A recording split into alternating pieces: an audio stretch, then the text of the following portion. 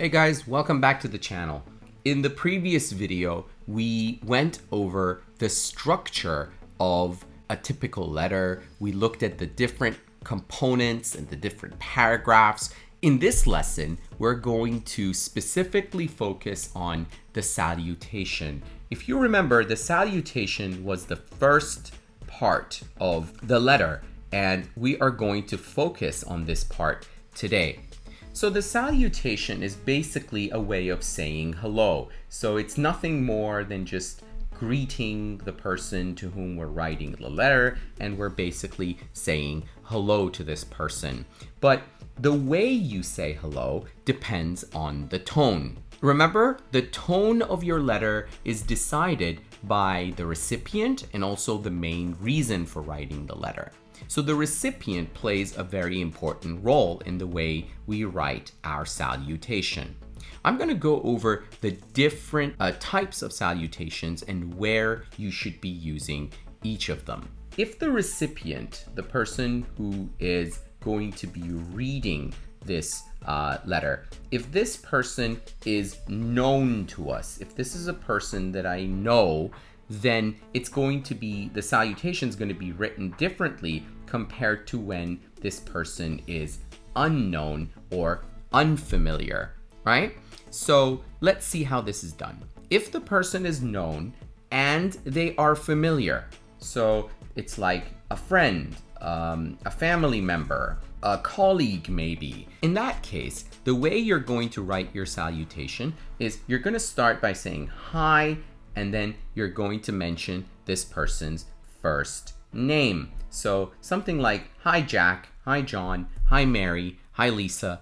That would be an appropriate way of starting the letter. You could also use hello. So you could say, hello John, hello Mary, hello Lisa. So hello plus first name.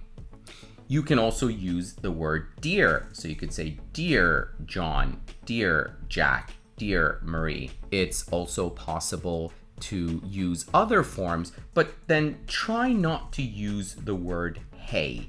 So, hey John, hey Mary, that sounds a little too informal, and I would generally avoid it. Now, what if the recipient is known, but they are unfamiliar? What does that mean? It means we know that I'm writing this letter to Mr. Smith, but I've never met Mr. Smith, so they're not familiar. I haven't spoken to them, I haven't interacted with them, and this is the first time I'm pretty much reaching out. So what would be the best way of writing the salutation? In this case, you can start with dear plus the person's title plus the person's first and maybe last name.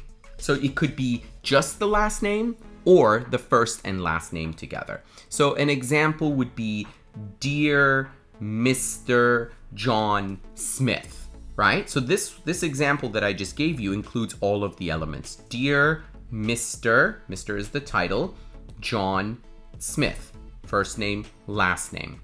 But it's also possible to say dear Mr. Smith, right? So you don't need to include the person's first name. Another possibility is to include the word dear, and then after that, include the person's job title. So you could say something like, dear manager, or dear admissions officer. So these are also other possibilities.